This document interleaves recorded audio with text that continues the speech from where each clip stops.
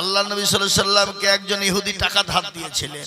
আল্লাহ নবী সাল্লাল্লাহু আলাইহি সাল্লাম তাকে টাকা দিয়ে দিয়েছেন, কিন্তু নবীজিকে অপমান অপদস্থ করার জন্য ইহুদি গিয়ে বলে, হে মুহাম্মদ সাল্লাল্লাহু আলাইহি ওয়াসাল্লাম, আমি তোমাকে টাকা দিয়েছি, তুমি টাকাটা দাও দাও।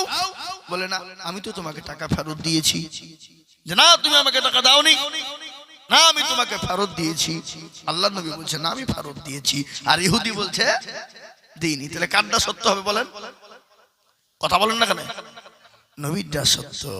একজন সাহাবা বলেন, ইয়া রাসূলুল্লাহ, আপনি দিয়েছেন, এটা আমি বিশ্বাস, আপনি দিয়েছেন। নবীজি বললেন, তা কি করে হয়? আমি নেওয়ার সময়তে তুমি ছিলে না, দেওয়ার সময়তেও তুমি ছিলে না, তাহলে তুমি, আমি দিলাম তো তুমি বিশ্বাস করলে কি করে? সঙ্গে সঙ্গে বলেন, ইয়া রাসূলুল্লাহ, ইয়া হাবিবাল্লাহ, ওগো আল্লাহর নবী, আপনি দিয়েছেন, এটা বারাকাত সত্য, এটার মধ্যে কোনো রকমের কোনো মিথ্যা নাই। কেন গো নবী? আপনি আমাদেরকে বলেছেন, আপনি আমাদের নবী, আমরা এটা বিশ্বাস করেছি। আল্লাহকে কোনোদিন দেখি নাই, আল্লাহর সঙ্গে কোনোদিন কোনো সম্পর্ক হয় নাই, আল্লাহর সঙ্গে কোনোদিন আমাদের কালচার হয় নাই। আপনি বলেছেন তিনি একজন আছেন আল্লাহ, যিনি আসমান এবং জমিনের মালিক। ওগো নবী, এত বড় কথা যদি বিশ্বাস করতে পারি, আপনি বলেছেন কবরের ভিতরে আযাব হবে, কবরের ভিতরে সাপ মুসাল্লাত থাকবে, কবরের ভিতরে তিনটা প্রশ্ন করা হবে।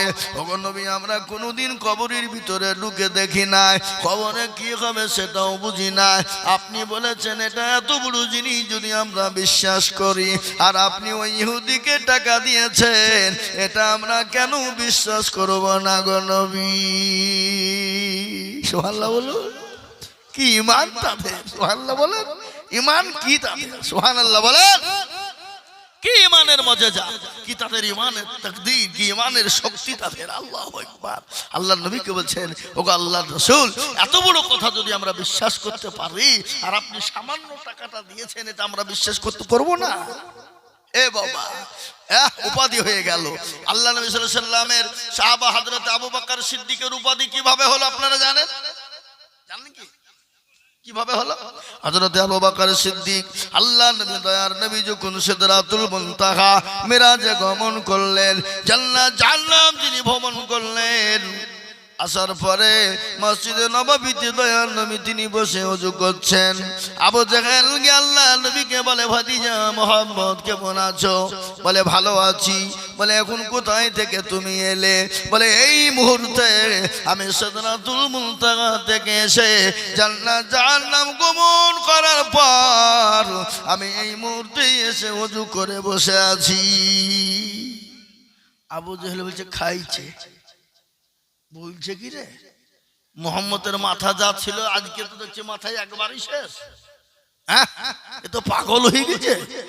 ওই এক তিলিকের মধ্যে সিদরাতুল মুনতাহা গেল, জান্নাত জাহান্নাম পাড়ি দিল, দিয়ে আপা বলছে ওযু করছি, এ তো একবারই পাগল হয়ে গেছে। নবীকে পাগল বানিয়ে দিল। নবীকে বলল, মুহাম্মদ আমি কি এই কথাটা প্রতিটি মানুষকে বলবো? বলে হ্যাঁ, গিয়ে বলো, অবশ্যই বলো, যাও বলো। দৌড়তে দৌড়তে গিয়ে সর্বপ্রথম কাকে বলল? হযরত আবু বকরকে গিয়ে বলল, আবু বকর জানো তোমাদের মুহাম্মদ আগে যার মাথাটা ভালো ছিল, তাও একটু ভালো ছিল, এখন দেখছি তার মাথাটা একেবারে শেষ হয়ে গেছে। বলে কেন গো আবু জাহেল, আমার নবীর মাথাটা কেন খারাপ হয়ে গেল? তুমি কি জানো আমি এই এলাম জিজ্ঞাসা করে এলাম, ও মুহাম্মদ তুমি কোথা থেকে এলে, কিভাবে এলে? বলে আমাকে বলল এই মন্ত্রী সিদরাতুল মুনতাহা গেলাম, জান্নাতুল বাকি জান্নাত জাহান্নাম ঘুরে এলাম, ঘুরে আসার সঙ্গে সঙ্গে ওযু করতে বসেছি। এই কথা মুহাম্মদ বলে, আগে যে মাথা টুকুন ছিল এখন তো একবারই শেষ হয়ে গেছে। হযরত আবু বকর বলছে যে এটা কি নবী বলেছে, মুহাম্মদ বলেছে? বলে হ্যাঁ, আমি এই মাত্র শুনে এলাম। সঙ্গে সঙ্গে আবু জাহেলকে বলে, আবু জাহেল আমার নবী যেটা বলেছে সত্য বলেছে, বারহাক সত্য বলেছে, এর ভিতরে সন্দেহের কোনো অবকাশ নাই। আল্লাহ নবীকে গিয়ে বলা হলো, আল্লাহর নবী বলেন, আবু বকর, তোমার নাম তো আবু বকর নয়, আজ থেকে তোমার নাম আমি উপাধি বানিয়ে দিয়ে বললাম, তোমার নাম হলো হযরতে আবু বকর সিদ্দিক। সিদ্দিক মানে কি? জোরে বলেন। সত্যবাদী। কি সুন্দর নাম। এখন যদি ছেলে পিলেন সিদ্দিক নাম রাখা হয়, বলে ওল মডেল চলবে না। কি কথা কর না কেন? ওল মডেল। সেদিন আমাকে একজন জিজ্ঞাসা করে বলছে, হুজুর আমার একটা ছেলে হয়েছে, নাম দেখেন তো। বলছে আব্দুর রহমান, আব্দুর রহিম, আব্দুল জব্বার রাখো না, এ ওল মডেল চলবে না, এ বুড়ো বুড়ো লাগছে। কিন্তু আল্লাহর কাছে সব থেকে প্রিয় নাম কোন গালা? আব্দুর রহমান, আব্দুল জব্বার, আব্দুল গফফার, আব্দুল জব্বার, আব্দুল সোমান, আব্দুর রহিম, আব্দুল কি আছে না জোরে বলুন? আব্দুল। আল্লাহু আকবার। কি সুন্দর না। তো কিছুদিন পরে শুনছি তার ছেলের নাম রেখেছে রকি। কি নাম? রকি। আল্লাহু আকবার। আমাদের দেশে আজকে ছেলে পিলের নাম টুটুল, বেটুল, শামলা, সেটুল, কে বলছে বুলেট, কে বলছে রকেট। এই তো 24 যার জায়গায় যেতে মোটরসাইকেল, আমি রিক্সাতে চেপেছি বুঝলেন, তখন আগে রিক্সাতে চাপতাম, এখন তো গাড়ি হয়েছে, হ্যালো করলে গাড়ি লিসে ভিড়িয়ে দিচ্ছে, টাকাই এই লাগবে, দেও না, হ্যালো লিব, যাবো না, যাও গাড়ি কিনেছি, গাড়ি ভাড়া লাগবে, আগে বুঝিয়ে দিয়েছি জালসা কমিটিকে, লিলে লাও না হলে যাও, কি বুঝলে, গাড়ি খরচ লাগবে, আগে বুঝিয়ে দিয়েছি। আগে তো বাসে ট্রেনে ঘুরিয়ে বেড়াইতাম, তোর রিক্সাটা চড়িয়েছি, বলছে ভাই আপনি মুসলমান তো? বলে হ্যাঁ। আপনার নাম কি? তো বলছে আমার নাম কংগ্রেস। ঠেকাও ধরে যাই, তোমার নাম কংগ্রেস কি করে হলো? আব্বারা খেতে তো কি করবো। তো তোমরা কয় ভাই? তুমি 3 ভাই। বলো আরেক ভাইয়ের নাম কি? তুমি আরেক ভাইয়ের নাম হচ্ছে সিপিএম। আরেকজনের নাম তুমি আরেকজনের নাম হচ্ছে মারফত। কেন এটা হইলো মারফত হইলো না? তোর নাম ফরওয়ার্ড ব্লক রাখি দেবা, নাহলে বিজেপি রাখি দেবা। আমরা কি করবো? মা বাপ রেখেছে। কিন্তু শুনলেন, সন্তানের বদলাতে মা বাপের, এই সন্তানের নামের বদলায় আল্লাহ কাল কিয়ামতের মাঠে আল্লাহ ওসিলা করে মা বাপকে জান্নাত দিতে কি পারে না? পারে না? জোরে বলুন পারে। আল্লাহ তো খালি বাহানা খোঁজে, আমার বান্দা কোন ভালো কাজটা করছে, সেই বাহানা খুঁজে বান্দাকে জান্নাতে দেওয়ার জন্য আল্লাহ তৈরি থাকে। জোরে বলুন ঠিক না? ঠিক কথা বলেন না কেন? বান্দা যদি পাহাড় সমতুল্য গুনাহ করে, আর একবার যদি বলে আল্লাহ জীবনও করবো না, তওবা করছি, আল্লাহ বলে যা তোর পাহাড় সমতুল্য গুনাহ ক্ষমা করে দিলাম। জোরে বলুন সুবহানাল্লাহ বলুন। আমাদের সবথেকে বড় দুশমন কে? কথা কয় না, শয়তান। আল্লাহকে বলছে আল্লাহ আমাকে পাওয়ার দাও। বলে তুই কি পাওয়ার নিবি বল? বলে মাবুদ গো, তুমি তো আমাকে শয়তান বানিয়ে দিলে। ও আল্লাহ, তোমার এমন কোন হুকুম ছিল না আমি পালন করি না। আজকে আদমের কারণে তুমি আমাকে সন্তান শয়তান বানিয়ে দিলে। আজকে তুমি যখন শয়তান বানিয়ে দিয়েছো, আজকে আমি তোমার কাছে 3টে জিনিস চাই গো আল্লাহ। আল্লাহ বলে কি 3টা নিবি বল? বলে 1 নম্বর তুমি আমাকে পর দাও, আমি জানি কিয়ামত পর্যন্ত জানে কোনোদিন মৃত্যু না হয়ে যায়। আল্লাহ বলে তোকে পাওয়ার দিয়ে দিলাম। বলে 2 নম্বর কি পাওয়ার নিবি বল? ও আল্লাহ, তোমার প্রতিটি বান্দা বান্দির রগে জানে আমি সেকেন্ডের মধ্যে চলতে পারি। বলে আল্লাহ তোকে আমি এটাও তোকে পাওয়ার দিয়ে দিলাম। আর 3 নম্বর পাওয়ার তুই কি নিবি বল? আল্লাহ তোমার প্রত্যেকটা বান্দা বান্দিকে জাহান্নামে নিয়ে যেতে চায়। আল্লাহ বলে এটাও দিয়ে দিলাম। কিন্তু আমি আল্লাহ কত বড় দয়ালু তুই একটু দেখবি না? বলে কত বড় বলো? বলে ওরে ও শয়তান, আমার বান্দা যদি 100 বছর বেঁচে যায়, 99 বছর যদি গুনাহ করে ফেলে,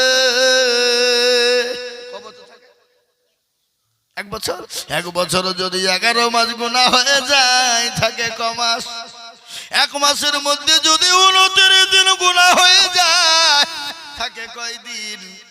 1 দিন। 1 দিনের মধ্যে যদি আপনার 23 ঘন্টা গুনাহ হয়ে যায়, থাকে ক ঘন্টা বাবা? জোরে বলুন ক ঘন্টা? এই হিসাব জানো নাকি? 1 ঘন্টা। আল্লাহকে বলে মাবুদ, আর কোনদিন অন্যায় ত্রুটি করব না, ভুল কোনোদিন করব না। ইয়া আইয়ুহাল্লাযীনা আমানু তুবু ইলাল্লাহি তাওবাতান নাসুহা। মাবুদ গো, আমি তওবা করে নিলাম, তওবায়ে নাসুহা, আর জীবনও কোনোদিন করব না। চোখের গরম পানি যদি বান্দা এক ফোঁটা যদি আল্লাহর দরবারে ফেলে দেয়, আল্লাহ বলে বান্দা রে, আমি তোর 99 বছর 11 মাস 29 দিন 23 ঘন্টার গুনাহ আমি 1 ঘন্টায় ক্ষমা করে দিলাম।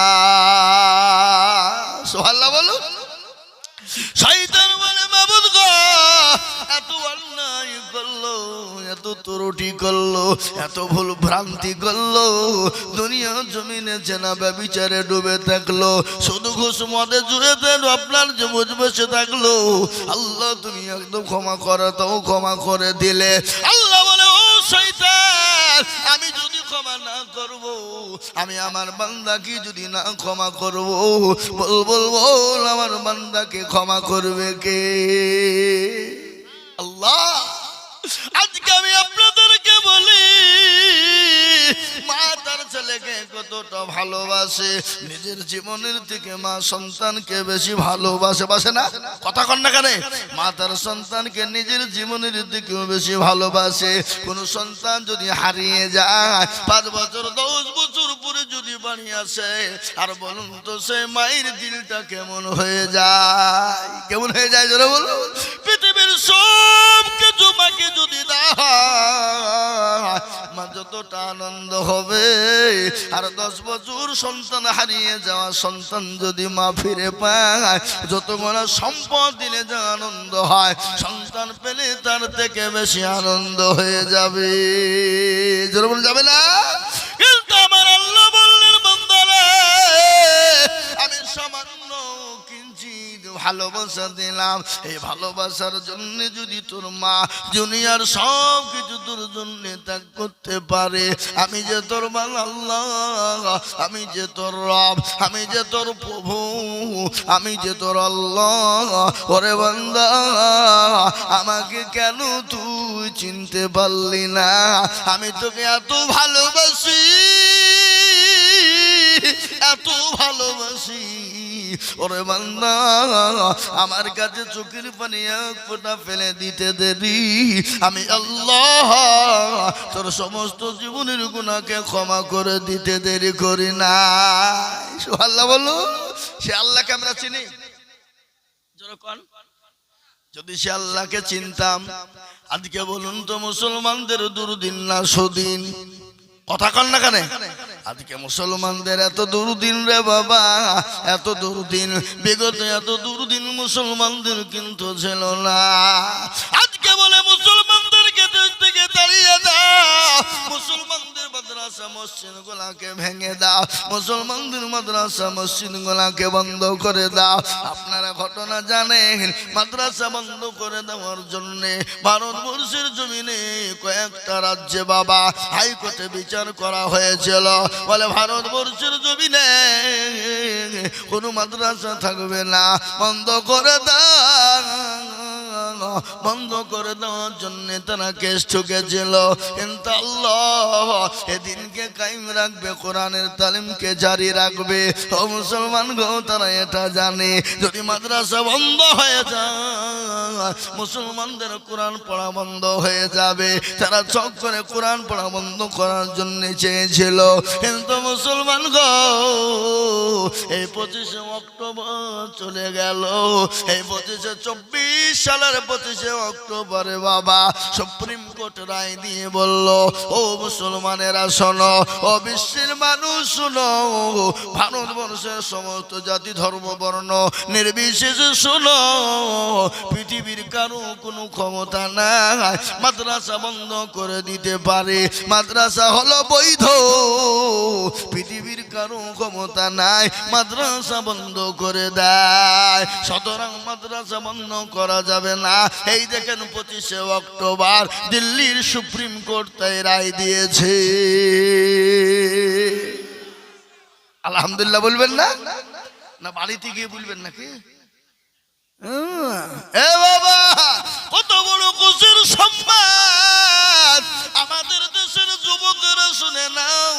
করে আজকে মনে মনে করো রাত্রি 12টা 1টা পর্যন্ত মোবাইলে গেম খেলো, ফ্রি ফায়ার খেলো রে যুবক। যতক্ষণ পর্যন্ত মোবাইল নামের গজবটা তোমার কাছ থেকে না সরাবা ও যুবক, তুমি তো শান্তি পাবা না।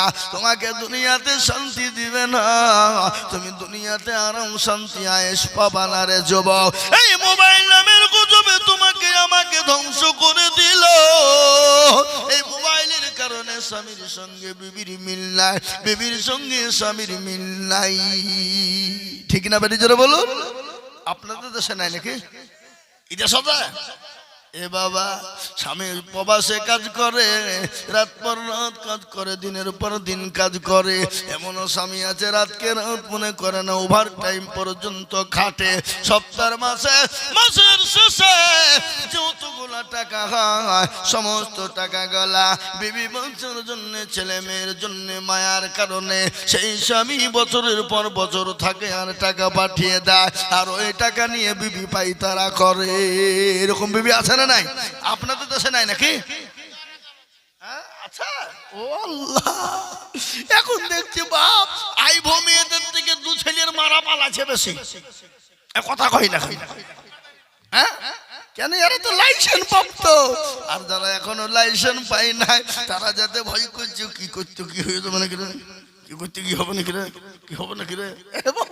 কেন ওদের ভয় আছে? আর এই মালে তোর তো ভয় নাই, তো লাইসেন্স প্রাপ্ত মাল। কি বুঝলে? স্বামী যদি বাড়িতে আসে ওকে 3 দিনও থাকতে দেয় না। তাড়াতাড়ি যাও, ঘরটা প্লাস্টার করতে হবে, পায়খানাতে টাইল ফাইল বসাইতে হবে।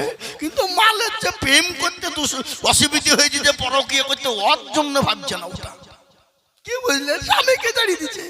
স্বামী বুঝে ও করছো কেন গো? 3 দিন হলো রুম জাকাত মাস থাকি। না না না না না, অনেক দিন আছে, অমুকের দিন আছে, বিটি দিয়ে বাড়ছে, অমুক করছে, কিন্তু মাল বড় মোবাইল নিয়ে প্রেম করছে। কথা কয় না? এই দেশে মনে হয় না এইসব আল্লাহর ওলি নাকি? আল্লাহু আকবার বললে হবে না। এটা সব দেশে, আপনার দেশে বুঝিয়ে নয়, সব দেশে চলছে। কথা কন না কেন? আল্লাহু আকবার। আর রাস্তাঘাটে মেয়ে ছেলেদের চলার কি ক্যাপাসিটি! ফোন আসুক না আসুক ধরিয়াছে কানে, বুঝলে না? আল্লাহু আকবার, কি কায়দা! যে নারীরা রাস্তাঘাটে মাথায় কাপড় নাই, বুঝতে হবে সেই মেয়েদের লজ্জা শরম নাই নাকি? যে মেয়েদের রাস্তাঘাটে মাথায় কাপড় নাই, বুঝতে হবে সেই মেয়েদের লজ্জা শরম নাই। যে মেয়েরা ঠোঁটে মুখে লাগাই কত রং, যে মেয়েরা ঠোঁটে মুখে লাগাই কত রং, লজ্জা না থাকিলে কি আর লজ্জা দেওয়া যায়? কি কথা কন না কেন? যে মেয়েরা রাস্তাঘাটে মাথায় কাপড় নাই, বুঝতে হবে সেই মেয়েদের লজ্জা শরম নাই। যে মেয়েরা ঠোঁটে মুখে লাগাই লিপস্টিক, নাকি লিপস্টিক বলে, যে মেয়েরা ঠোঁটে মুখে লাগাই লিপস্টিক, বুঝতে হবে সেই মেয়েদের লজ্জা শরম নাই।